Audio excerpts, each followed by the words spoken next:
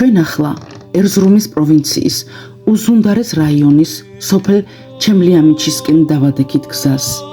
მე-10 საუკუნის 50-იანი 60-იანი წლების უმნიშვნელოვანესი ქართული სამონასტრო ცენტრი იოანე ნათლისმცემლის საკათედრო ტაძარი ოშკი უნდა ვინახულოთ, რომელიც ისტორიულ ტაოში თორთომისწყლის მარცხენა მაღალ ნაპირზე აუგიათ ტაოში მოღვაწე ბაგრატიონებს. ტაო ამჟამინდელი თურქეთის მფლობელობაში მოქცეული ქართული ტერიტორიაა. ოშკის ტაძარი 4 დიდ კათედრალთაგან პირველი ერთიანდება სამონასტრო კომპლექსში. ეს 4-ეულია სვეტიცხოველი, ბაგრატის ტაძარი, ალავერდი და ოშკი.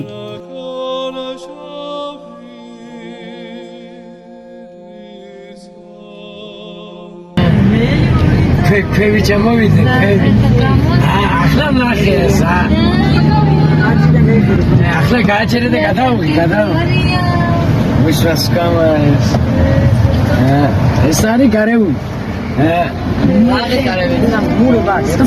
კომპლექსის მშენებლები ტაოს ბაგრატიონები, ადარნასე მესამე კურაპალატის შვილები, ბაგრატ ერისთავთ-ერისთავი და დავით მაგისტროსი, იგივე დავით მესამე დიდი კურაპალატი, რასაც ტაძრის სამხრეთ კედლის წარწერაც ამტკიცებს. შემოდი ძვირფასო მეგობრებო, უკვე ჩვენ მოვედით ოშკის დიდებულ ტაძართან და მინდა ახლა ჩემს ჯგუფთან ერთად დაგათვალიერებინოთ ოშკი, რომელსაც უტარდება რესტავრაცია. ოშკის ტაძარი აგებულია საგანგებო დამოყვანილ სუბსტრუქციაზე, რომელშიც სამარხებია მოწყობილი. ოშკი უხვად იყო შემკული რელიეფითა და ჩუქურთმებით. მოხატულობებიდან მცირედია მხოლოდ შემორჩენილი. მიუხედავად ოშკის მნიშვნელობისა, მთელი გვიანი შუა საუკუნეები ის უცნობი იყო ქართული სინამდვილისთვის, სამხრეთ საქართველოს თურქეთის მიერ მიტაცების გამო. კვლევართაგან ოშკი პირველმა ვენეციელმა სომეხმა სწავლულმა სარგისიანმა მოინახულა 1853-53 წლებში. განსაკუთრებით აღსანიშნავია ასევე ექვთიმე თაყაიშვილის 3 უმნიშვნელოვანესი ექსპედიცია ტაო-კლარჯეთში. სიტყვა ოშკი არის უძველესი ზანურ-ჭანური ტოპონიმი, რომელიც მეგრულ შქას, შუას, შუა ადგილს უკავშირდება. ოშკი ძველი ქართული კულტურულ-საგანმანათლებლო კერა იყო ტაოში. ჩვენამდე მოღწეულია ოშკის მონასტერში შექმნილი ხელნაწერები, მათ შორის განსაკუთრებული მნიშვნელობისაა ოშკის ბიბლია, რომელიც 978 წლით თარიღდება. იგი ამჟამად ათონის მთაზეა დაცული. ოშკში მოღვაწეობდნენ მწიგნობრები და მღვდელმთავრები: გრიგოლ ოშკელი, სტეფანე დეკანოზი, იოანე ჩირაი, ოშკის ბიბლიის გადამწერი მიქაელ ვარაზვაჩეს ძე, სტეფანე მწერალი, გიორგი გელასის ძე, გაბრიელ ოშკელი და სხვა. ოშკის ტაძრის კედლები საკმაოდ იყო დაფარული ასომთავრული წარწერებით, თუმცა ბევრი მათგანი განადგურებულია დროთა მანძილზე. ფრესკაზე წარწერები წითელი საღებავითაა გამოყვანილი, ქვაზე გამოჭრილი წარწერა კი მხოლოდ 3-ია. ტაძარი 1036 წელს მოხატულა ჯოჯიკ პატრიკიოზის ხარჯით, თუმცა ფრესკების ძალიან მცირედია შემორჩენილი და ისიც შებღალული, რომლის ნახვაც ჩვენი ჯგუფისთვის შეუძლებელი აღმოჩნდა, რადგან რესტავრირებისთვის შეღობილი ტაძარი დაკეტილი დაგვხდა. იმისათვის, რომ ოშკის კათედრალის შიდა სივრცის შესახებ მცირე წარმოდგენა შეიქმნათ, ჩემს მიერ ძველად გადაღებული ვიდეოების მცირე ეპიზოდებს შემოგთავაზებთ.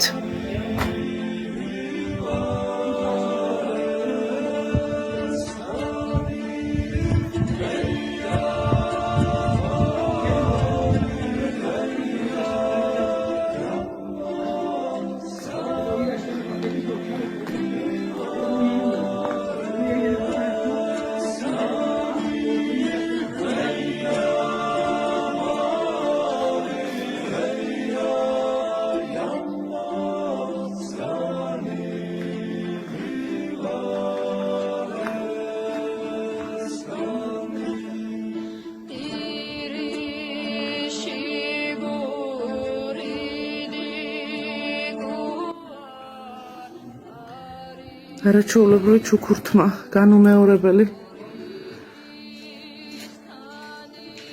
აქ ანთებდნენ ცეცხლს? ვინ ანთებდა ცეცხლს? ქართველები? ათაურის ქართველები. ანუ აქ საქეიფოდ იყენებდნენ ამ ადგილს? და ეს კვამლის შედეგია, რომ ესე გაშავებული არის ზევით მაღლა. ეჭვი კვამლი მიდოდი. ნახეთ ხალხო, ნახეთ.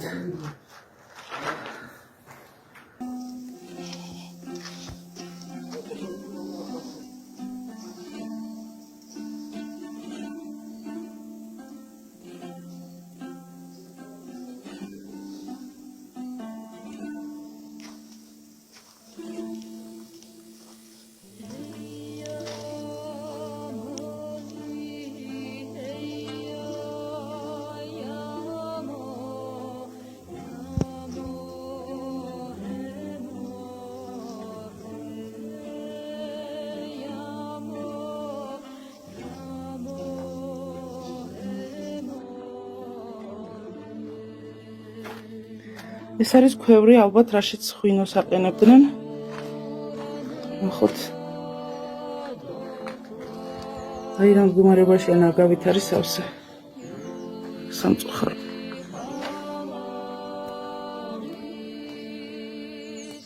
მეგობრებო, ეს არის ფრესკები, რომელიც შერჩენილია ოშკის საკათედრო ტაძრის კედლებზე.